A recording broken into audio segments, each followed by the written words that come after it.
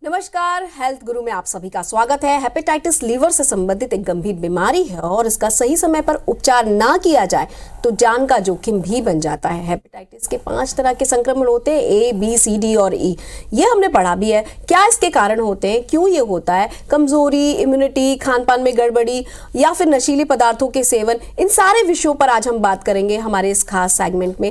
इसके अलावा मानसून में हेपेटाइटिस का खतरा क्यों बढ़ जाता है, ये भी हम जानने की कोशिश करेंगे। आपको बता दें कि हेपेटाइटिस दिवस मनाने की जो वजह है वो है नोबेल पुरस्कार विजेता वैज्ञानिक डॉक्टर बारुक ब्लमबर्ग के जन्म दिवस को हम हेपेटाइटिस डे के रूप में मनाते हैं और आज हम इसी विषय पर बात करने वाले हैं कि इसके लिए उन्होंने जो वैक्सीन बनाई थी उसका क्या उपयोग हो रहा है और किस तरह से हम इस बीमारी से निजात पा सकते हैं और किस तरह से इस बीमारी से बचा जा सकता है। इस गंभीर बीमारी के कारण, लक्षण और उपचार की जानकारी देने के लिए हमने अपने यहाँ 2 गेस्ट इनवाइट किए हैं। आज NHMMI से 2 एक्सपर्ट हमारे बीच हैं, डॉक्टर अनुपम महापात्रा MD/DM गैस्ट्रोएंट्रोलॉजी और डॉक्टर अभिषेक जैन MD/DM गैस्ट्रोएंट्रोलॉजी हमारे साथ हैं। आप दोनों का बहुत बहुत स्वागत। नमस्कार सर। सर, सबसे पहले तो जानना चाहते हैं कि ये बीमारी क्या है, हेपेटाइटिस बीमारी किसको कहते हैं? हेपेटाइटिस बेसिकली लीवर का सूजन होता है। कोई भी इन्फेक्शन या कोई संक्रमण होने की वजह से जो लीवर में सूजन आती है उसको मेडिकल की परिभाषा में हेपेटाइटिस बोलते हैं। इसके होने के बहुत सारे कारण होते हैं। जो हमारे कॉमनली जो देखते हैं हेपेटाइटिस, जो वायरल हेपेटाइटिस जिसको बोला जाता है, वो hepatitis A, B, C, D, E के कारण होता है। इसके अलावा जैसे ड्रग्स हो गई, टॉक्सिन्स हो गए, कुछ ऑटोइम्यून फैक्टर्स होते हैं, प्रतिरक्षा तंत्र की बीमारी होती है, कुछ जेनेटिक फैक्टर्स होते हैं, उसकी वजह से भी हेपेटाइटिस होती है।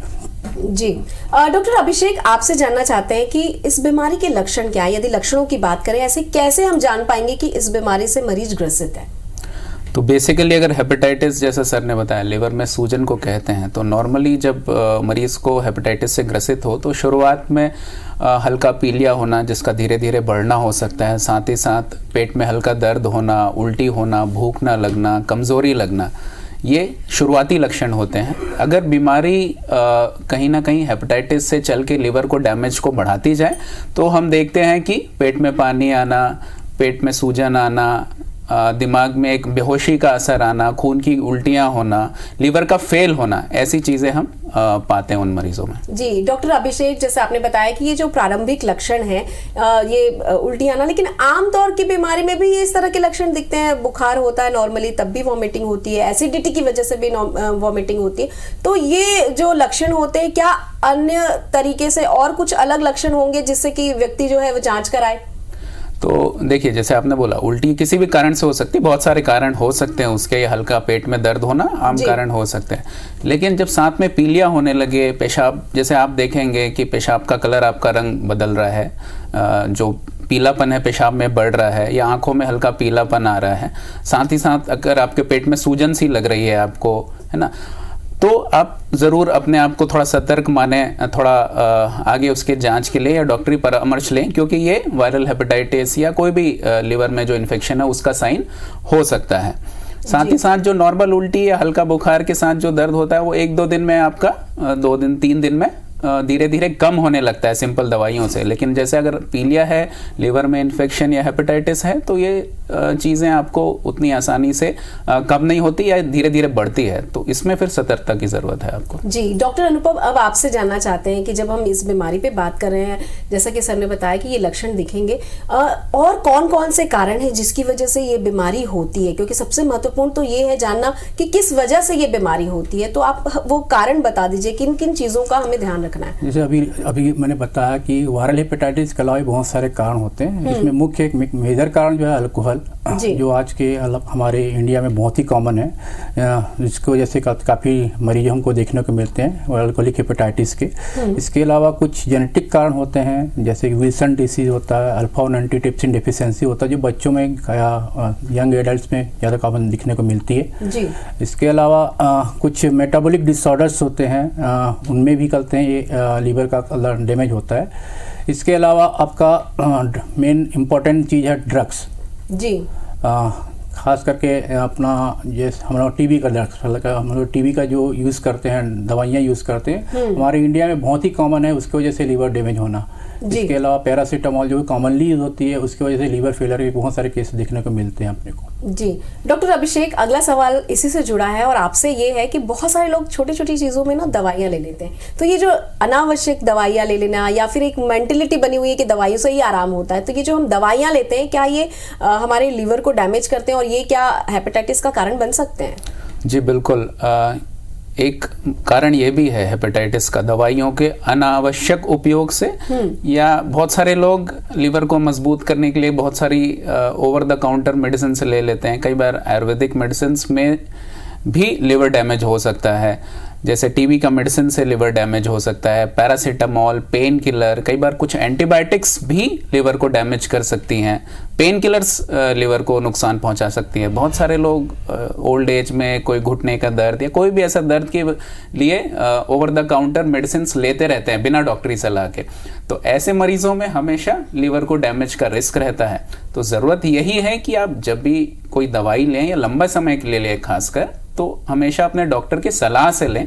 अनावश्यक दवाइयाँ लेने से बचें, अनावश्यक एंटीबायोटिक्स, पेन किलर, इनसे बचें, तो शायद आप अपने लिवर को सुरक्षित रख सकते हैं दवाइयों से। जी, जैसा कि आपने बताया कि अनावश्यक दवाइयाँ ना लें और बहुत कोशिश करनी चाहिए हमें कि जितना हो सके हम दवाई को अवॉइड करें। डॉक्टर साहब, कई बार ऐसा होता है कि हम दवाई तो लेते हैं, इसके अलावा हमारी रूटीन भी बहुत अलग अलग होती है। कुछ लोगों के शौक भी बड़े अजीब अजीब रहते हैं। हमने सुना है कि टैटू बनाते समय बहुत सावधानी रखनी है, आजकल टैटू का बहुत ज़्यादा चलन है, तो टैटू बनाते समय किस तरह की सावधानी रखनी है और ये किस तरह से हानिकारक है? डॉक्टर अनुपम, आपसे जानना चाहेंगे। टैटूइंग बेसिकली होता क्या है कि टैटूइंग में से असुरक्षित नीडल यूज़ कर रहे हैं, जिसको कई लोगों में ऑलरेडी यूज़ किया जाए, उसमें हेपेटाइटिस, मेनली हेपेटाइटिस बी और सी का खतरा ज़्यादा होता है। इसीलिए कभी भी आप टैटू बना रहे हैं तो अपने को मतलब बहुत ही सुरक्षित ढंग से ही उसको यूज़ करना चाहिए। अगर आपको उसके शौकीन टैटू बनाने के, आइडली तो रिकमेंड किया जाता है कि टैटू बना ही ना जाए, कि वो उसका खतरा ही ना हो जी। और टैटूइंग में हेपेटाइटिस बी सी बहुत ज़्यादा करते हैं, कॉमनली फैलने का रिस्क भी रहता है और इसके वजह से कहते हैं लीवर ख़राब होने का बहुत ज़्यादा रिस्क है।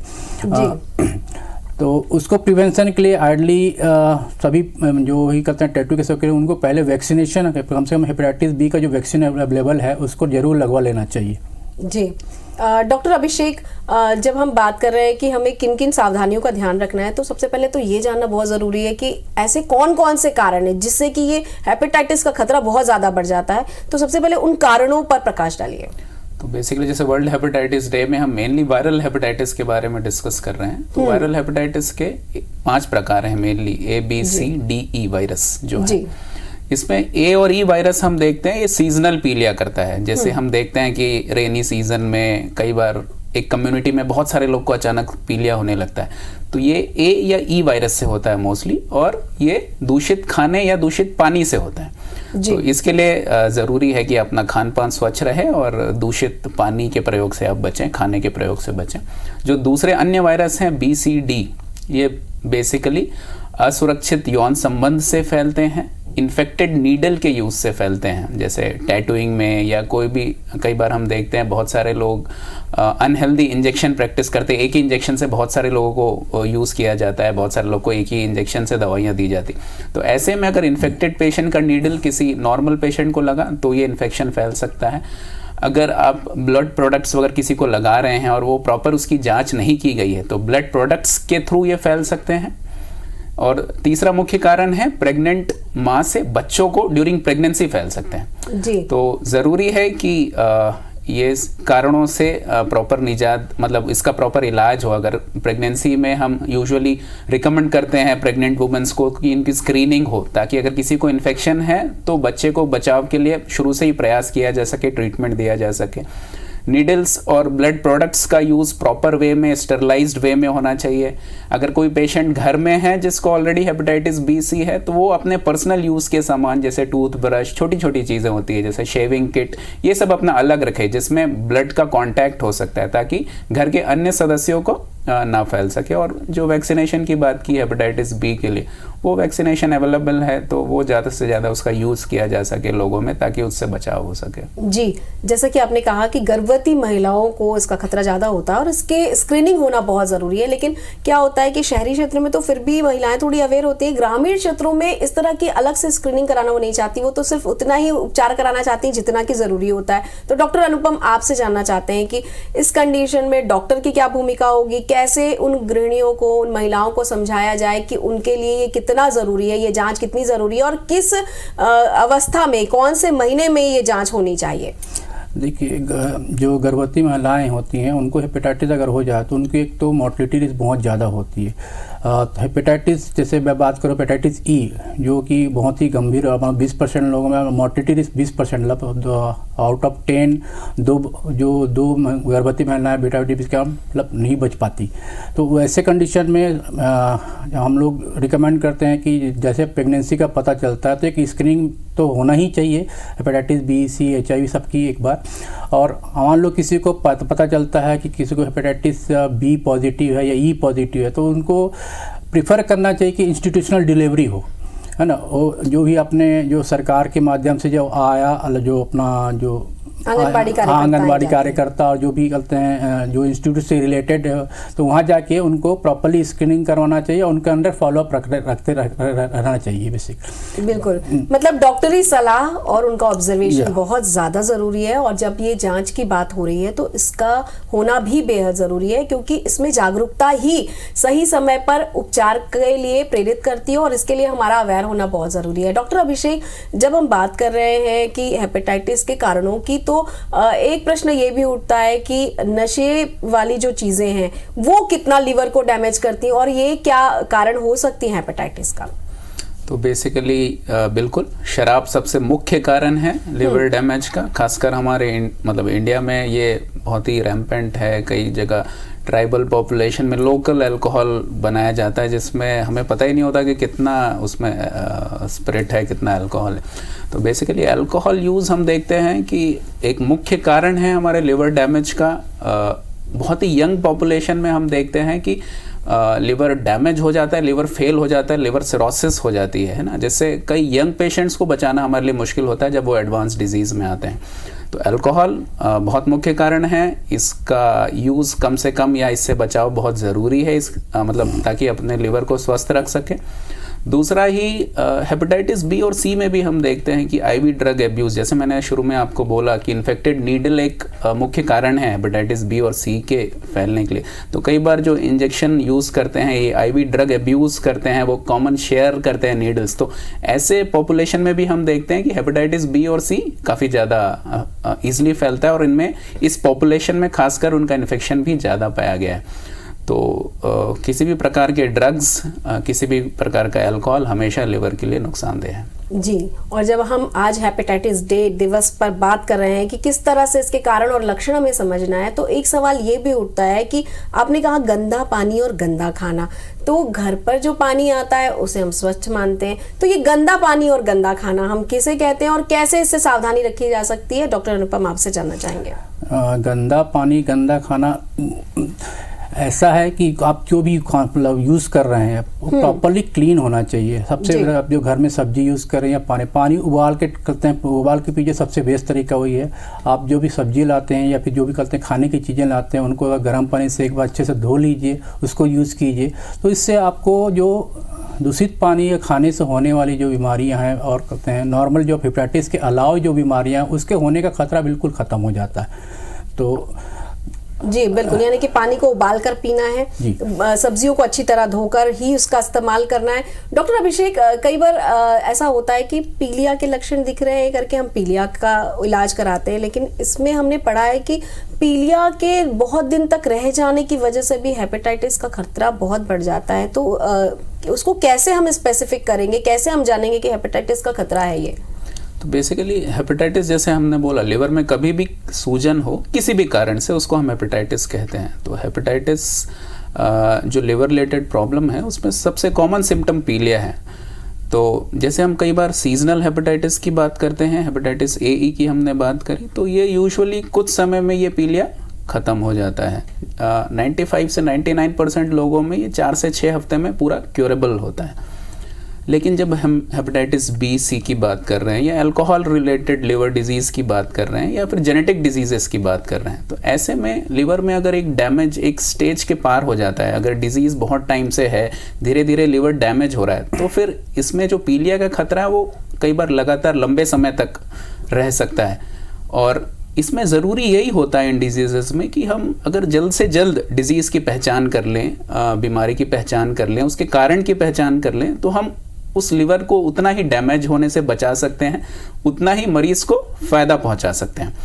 तो अगर हमें कभी भी ऐसा पीलिया का एहसास हो रहा है, कभी आपको प्रॉब्लम लग रही है, तो ज़रूरत उसी समय होती है कि हम जल्द से जल्द उसकी पहचान करें, उसका इलाज शुरू करें, बीमारी को बढ़ने ना दें। क्योंकि जैसे जैसे एक बार लिवर फेल होने का रिस्क बढ़ता जाता है तो पीलिया का खतरा ऑब्वियसली आपके पास रहेगा, प्लस लिवर फेल होगा तो ये आपके मतलब जान को भी जोखिम में डाल सकता है। हेपेटाइटिस डे पर हेल्थ गुरु में आज हम बात कर रहे हैं इसके कारण, लक्षण और उपचार पर। तो फिर से रुक करते हैं डॉक्टर अभिषेक आपकी तरफ और आपसे जानना चाहते हैं कि हेपेटाइटिस के जो प्रकार हैं, इसके क्या अलग अलग लक्षण हैं, क्या इनके अलग अलग उपचार होते हैं, इस विषय में कुछ प्रकाश डालें। तो हेपेटाइटिस जैसे एक वायरल हेपेटाइटिस जो हम आज बेसिकली डिस्कस कर रहे हैं, दूसरा अल्कोहल रिलेटेड या मोटापा रिलेटेड भी लिवर में जो डैमेज होता है, ये मुख्य कारण है जी। वर्ल्ड हेपेटाइटिस डे पे जैसा हम वायरल हेपेटाइटिस से रिलेटेड इश्यूज़ के बारे में ज़्यादा से ज़्यादा लोगों को जागरूक करने के लिए बेसिकली ये डे सेलिब्रेट करते हैं। तो अगर हम वायरल हेपेटाइटिस की बात करें तो ABCDE ये 5 प्रकार है। ये पहले भी मैं बोला हूँ कि A और E जो दूषित खाना और पानी के फैलने से, उसके प्रयोग से होता है और आपस में ये जल्दी फैलता है, एक सीजनल पीलिया का रूप लेकर एक कम्युनिटी में बहुत सारे लोग को इन्फेक्ट कर सकता है। जो B और C है उसका कारण असुरक्षित यौन संबंध से या ब्लड रिलेटेड प्रोडक्ट्स या नीडल से होता है, या फिर ड्यूरिंग प्रेगनेंसी माँ से बच्चे को हो सकता है। तो ऐसे ग्रुप ऑफ पॉपुलेशन में ये आपस में फैल सकता है। कई बार हम कुछ ट्राइब्स में देखते हैं या लोकल क्लोज्ड पॉपुलेशन कुछ कम्युनिटीज़ होती है, वहाँ पे ये फैलता है क्योंकि क्लोज कांटेक्ट में रहते हैं या लोग अपनी चीज़ें शेयर करते हैं, या घर में कॉमन चीज़ें जैसे ब्रश हो गया है, आपका रेजर्स हो गए हैं, ऐसी चीज़ें भी, या कोई नाइफ, मतलब कोई भी ब्लड के कांटेक्ट में आने वाली चीज़ें अगर दूसरे के ब्लड के कांटेक्ट में आए तो ये फैल सकती है। जी बिल्कुल, जैसे कि आपने बताया ब्रश शेयर करना या फिर घर की कोई ऐसी चीज़ जो बहुत निजी तौर पर सुरक्षित रखनी चाहिए, यदि हम उसे शेयर करते हैं तो उससे हानि हो सकती है। डॉक्टर अनुपम, अब आपसे ये जानना चाहते हैं कि जिन लोगों ने टैटूइंग करा ली है, उन्होंने उस वक्त तो ध्यान नहीं दिया, अब उन्हें आभास हो रहा है कि उनके अंदर ये लक्षण हो सकते हैं, तो उन्हें किस तरह से अपनी जाँच करानी चाहिए? जिन लोगों ने टैटू करवाया, सबसे इम्पोर्टेंट चीज़ है कि उनको प्रॉपर वे से स्क्रीनिंग होता है हेपेटाइटिस बी के लिए। HbS NTS से भी जो जांचें होती हैं, जो बहुत ही कम दामों पे उपलब्ध हैं और हर एक आज के डेट में हर एक लैब पे इजीली अवेलेबल है, तो उसको डेफिनेटली एक बार जाके जांच करवाना चाहिए।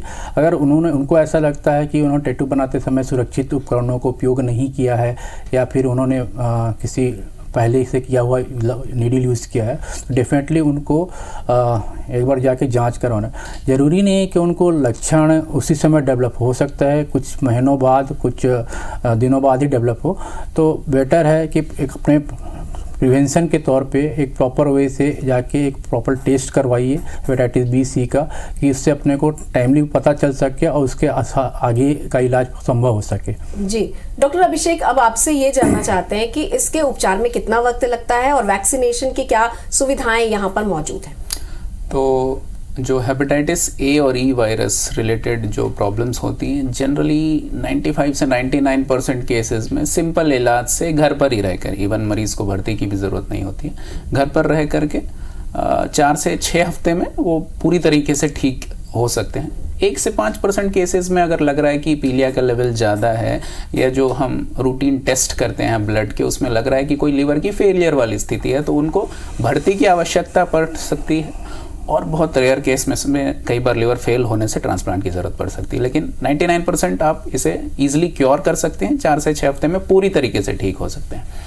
अगर हम दूसरे वायरसेस की बात करें B और C, तो यूजुअली ये क्रॉनिक इन्फेक्शन करते हैं। अगर मैं कहूँ भारतवर्ष में हेपेटाइटिस बी की अगर हम बात करें तो अमूमन 3% पॉपुलेशन अराउंड इन्फेक्टेड है। अगर हम अपने भारत की आबादी देखें जो काफ़ी है, तो उसमें हम देखेंगे कि 4 करोड़ लोग अप्रॉक्सीमेटली 4 करोड़ लोग हेपेटाइटिस बी से इन्फेक्टेड हैं और हेपेटाइटिस सी से मोटा मोटी 1 से 1.25 करोड़ लोग इन्फेक्टेड हैं इंडिया में। इसमें हम देखेंगे कि बहुत सारे लोग अभी उन्हें पता ही नहीं है कि उन्हें ये इन्फेक्शन है। तो यूजुअली हेपेटाइटिस बी सी हम बोल रहे हैं कि ये क्रॉनिक इन्फेक्शन करता है। जैसे कई बार माँ से बच्चे को अगर प्रेगनेंसी के दौर पे ये हो जाए तो ऐसे केसेस में अप टू 90% बच्चे उनको क्रॉनिक इन्फेक्शन होगा, मतलब वो उनके ब्लड में ये वायरस सालों साल रहेगा और ये धीरे धीरे लिवर को डैमेज करेगा। तो आपको सिम्टम्स कुछ नहीं होंगे, ये धीरे धीरे आपके लिवर को डैमेज करता है। तो इसलिए जरूरत है उनकी स्क्रीनिंग की, और अगर हेपेटाइटिस बी और सी अगर है तो फिर उसका इलाज दोनों का ही संभव है। हेपेटाइटिस सी का इलाज करना थोड़ा आसान इसलिए मैं कहूंगा कि उसमें 12 से 24 हफ्ते की दवाइयां लेकर उनको ठीक किया जा सकता है। हेपेटाइटिस बी में भी इलाज संभव है, लेकिन इलाज थोड़ा लंबा लेना पड़ता है। जी बिल्कुल, सतर्क रहना बेहद जरूरी है। आप दोनों ही मेहमानों ने इतनी महत्वपूर्ण जानकारी हमसे साझा की, इसके लिए बहुत बहुत शुक्रिया। हम आशा करते हैं कि दर्शकों ने इससे बहुत कुछ सीखा और जाना होगा। आप दोनों का बहुत बहुत धन्यवाद। तो दोस्तों, 28 जुलाई को हर साल दुनिया भर में विश्व हेपेटाइटिस दिवस मनाया जाता है। इसे मनाने के पीछे की जो वजह है वो ये है कि इस बीमारी के प्रति लोग जागरूक हों, ताकि हेपेटाइटिस की जो शिकायत है उससे बचा जा सके। इससे लीवर से जुड़ी बीमारी हो सकती है, इसलिए सतर्क रहना बेहद जरूरी है। फिर किसी विषय में होगी आपसे मुलाकात, तब तक कीजिए थोड़ी सी प्रतीक्षा, थोड़ा सा इंतजार। नमस्कार।